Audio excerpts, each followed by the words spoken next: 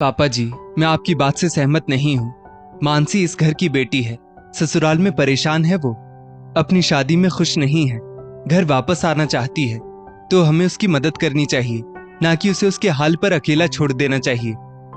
अंकिता ने अपने ससुर अशोक जी से कहा, किस शादी की बात तुम कर रही हो? हमारी पसंद से तो नहीं की उसने शादी, अपनी पसंद से सब देखकर शादी की थी। अब शादी सफल नहीं हुई तो उसकी जिम्मेदार भी मानसी खुद है। उसे अपनी स्थिति के साथ समझौता करना होगा। मेरे घर में उसके लिए अब कोई जगह नहीं है। अब उसे समझ आएगा कि माँ बाप की मर्जी के खिलाफ जाने का क्या अंजाम होता है। अशोक जी ने कहा, पर पापा जी, ऐसा संयोग तो किसी के साथ कभी भी हो सकता है। अगर आप मानसी के लिए अपनी पसंद का घर बार बार ढूंढते तो क्या गारंटी थी कि शादी सफल ही रहती? मान लो किसी कारण से वहां वो दुखी रहती, तो क्या आप उसकी मदद नहीं करते, उसे सहारा नहीं देते? अंकिता ने कहा, बहू, ये तो सब नसीब की बात है।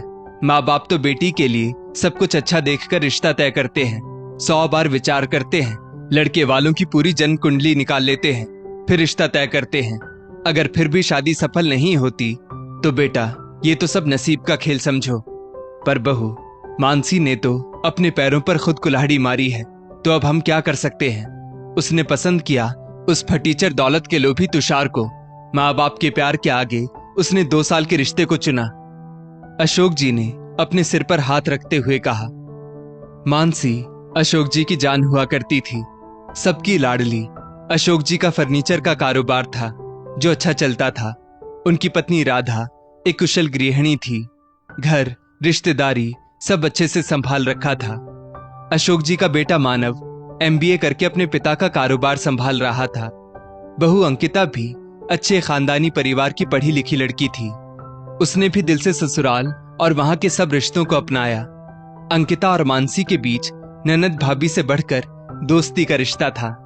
अशोक जी फूले नहीं समाते थे अपने खुशहाल परिवार को देखकर। एक दिन अशोक जी की पत्नी ने उनसे कहा, सुनिए जी, हमारी मानसी की पढ़ाई पूरी हो गई है, क्यों ना उसके रिश्ते की बात चलाई जाए। अच्छा घर वर ढूंढने में देखते देखते 1.5 साल निकल जाएगा। वैसे भी मानसी की छोटी हाइट और दबे रंग की वजह से देर लग सकती है। हमें अभी से उसके लिए योग्य पात्र की तलाश करनी चाहिए। हाँ, कह तो तुम सही रही हो। मैं रिश्तेदारी में बात करता हूँ। पहले मानसी से तो पूछ ले, कहीं वो आगे और पढ़ना तो नहीं चाहती या कोई कोर्स करना चाहती हो। वैसे 15 दिन पहले सुमन जीजी का फोन था। उनकी देवरानी के भाई का बेटा है। उन्होंने मानसी के लिए सुझाया था। बैंक में नौकरी करता है, खुद का मकान है, गाड़ी है, इकलौता लड़का है, अच्छा परिवार है। लड़का भी मध्य ऊंचाई का है। सामने से रिश्ता आया है। अगर मानसी हाँ कहे तो घर बार देखकर बात आगे बढ़ाते हैं। अशोक जी ने कहा, मानसी, तुम्हारे लिए रिश्ता आया है। सुमन बुआ की रिश्तेदारी में है। ये लड़के की फोटो और बायोडेटा है, तुम एक बार देख लो। अशोक जी ने मानसी से कहा, पापा, मैं आप लोगों से एक बात कहना चाहती हूं। मानसी ने कहा। सब घबराहट के साथ एक दूसरे का मुंह देखने लगे। मानसी बोली, पापा, मैं किसी को पसंद करती हूं, उसी से शादी करना चाहती हूं। तुषार नाम है उसका, हमारी कास्ट का नहीं है, पर अच्छे परिवार से है। कॉलेज में तुषार मेरा सीनियर था। उसने मेरे सामने दोस्ती का हाथ बढ़ाया, फिर धीरे धीरे हम एक दूसरे को पसंद करने लगे। उसने मेरे सामने शादी का प्रपोजल भी रखा है। बात इतनी आगे बढ़ गई और तुमने हमें बताया तक नहीं। मानसी की माँ राधा बोली, माँ, मैं भी पहले कंफ्यूज थी। अब मुझे तुषार की आंखों में अपने लिए वफादारी, प्यार साफ दिखाई देता है। मुझे लगता है तुषार अच्छा जीवन साथी साबित होगा। मैं उससे शादी करना चाहती हूँ। आप लोग एक बार मिल लीजिए तुषार से। तुषार प्राइवेट कंपनी में जॉब करता है, तनख्वाह भी कम है, पर मैं मैनेज कर लूंगी। मानसी ने मां को समझाया, बेटा, क्षणिक प्यार और दैहिक आकर्षण की नींद पर टिका विवाह निश्चित रूप से दुखदायी होता है।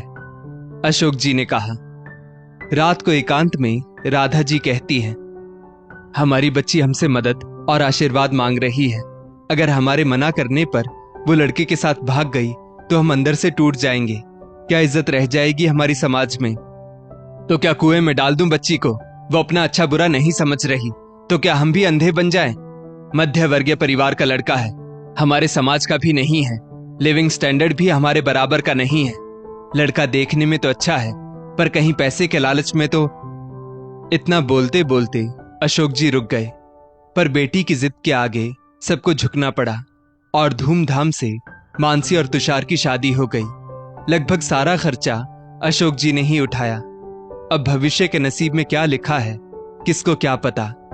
तुषार ने मानसी से कहा, मानसी, हमारे कमरे का एसी खराब हो गया है।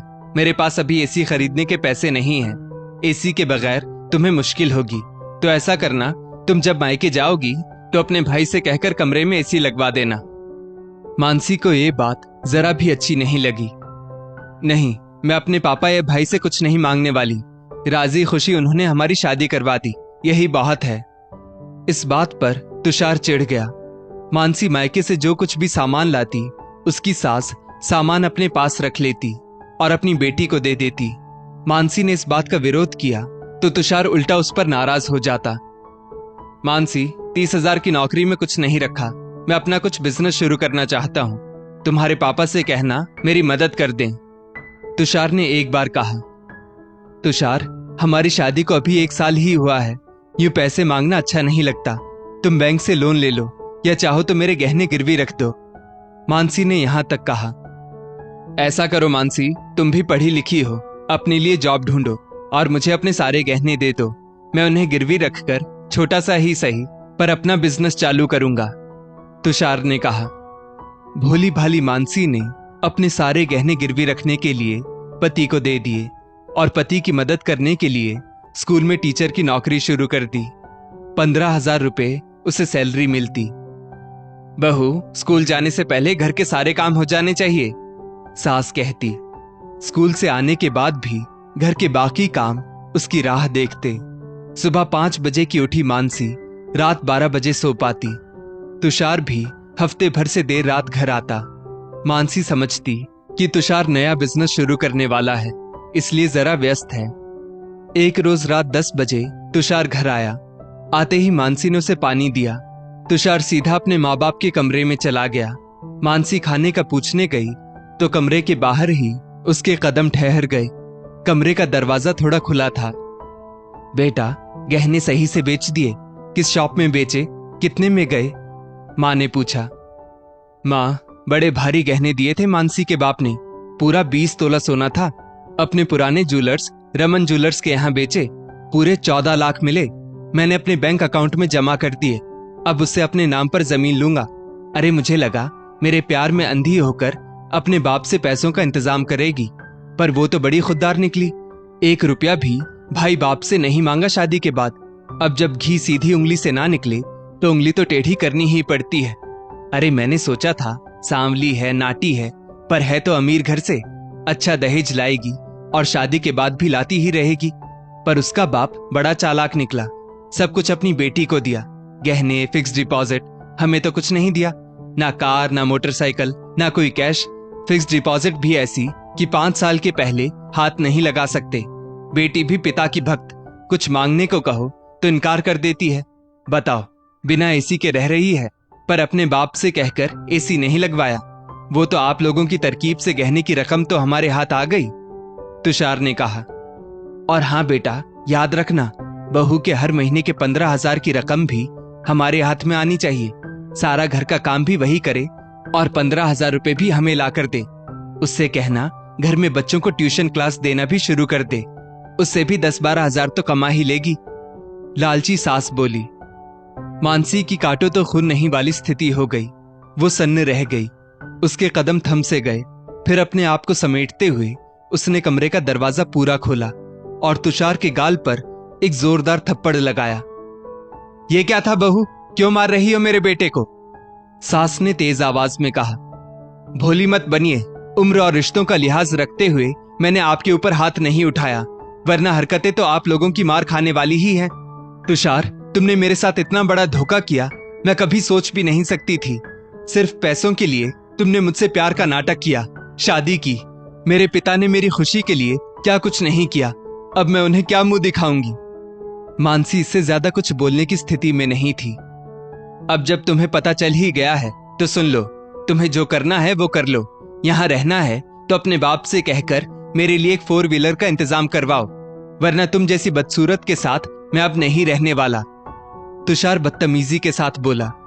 मानसी ने कुछ वक्त लिया अपने आप को संभालने के लिए, पर ससुराल में उसकी स्थिति बद से बदतर होती जा रही थी। उसकी जिंदगी नर्क बन चुकी थी। उसने अपनी मां को फोन लगाया और उन्हें सारी सच्चाई बताई। सुनिए, हमें मानसी को वापस ले आना चाहिए, राधा जी ने अशोक जी से कहा। पर अशोक जी पहले ही बेटी के फैसले से नाराज बैठे थे। अब वो गुस्से में उसे उसके हाल पर ही छोड़ना चाह रहे थे। तब बेटा, बहू, पत्नी सब उन्हें मिलकर बेटी की मदद करने के लिए राजी कर रहे थे। मानसी के पिता और भाई अचानक उसके ससुराल आते हैं। क्या समझ रखा था तुम लोगों ने मेरी बेटी को? लावारिस है, उसका कोई नहीं है। अभी उसका बाप जिंदा है। मानता हूं मेरी बेटी ने जल्दबाजी की, पार की नजर नहीं है उसकी, पर अब देखना कैसे हम उसके एक एक आंसू का हिसाब तुम लोगों से लेते हैं। अशोक जी ने बेटी का हाथ पकड़ा और उसे घर ले आए। पुलिस ने तुषार और उसके माँ बाप के खिलाफ धोखे से शादी और दहेज उत्पीड़न की रिपोर्ट कराई गई। अच्छा वकील करके गहनों की रकम वापस ले ली गई। अशोक जी ने बेटी को तलाक दिलवाकर इंसाफ दिलवाया। बेटी को सबने मिलकर डिप्रेशन से बाहर निकाला। उसे सामान्य होने के लिए पर्याप्त समय दिया। मानसी ने घर वालों के मोटिवेशन से सरकारी परीक्षा दी और उसने रेलवे का एग्जाम क्लियर कर लिया। उसे एक सुरक्षित गवर्नमेंट जॉब भी मिल गई। कुछ समय बाद उसे अच्छा जीवन साथी भी मिल गया जिसकी वो हकदार थी। बेटी को खुश देखकर अशोक जी ने भी चैन की सांस ली। दोस्तों, अगर बेटी ससुराल में परेशान है, चाहे उसने लव मैरिज की हो या अरेंज, माँ बाप को उचित निर्णय जरूर लेना चाहिए ताकि वो आगे की जिंदगी हंसी खुशी बिता सके। बेटियों को इंडिपेंडेंट जरूर बनाएं। बेटियों को तितली नहीं मधुमक्खी बनाएं, जिनके पास पंख भी हो और डंक भी हो। इस स्टोरी को लेकर आपकी क्या राय है, नीचे कमेंट करके जरूर बताइएगा। और ऐसी ही और भी बेहतरीन वीडियोस के लिए हमारा पेज जरूर फॉलो करें। धन्यवाद।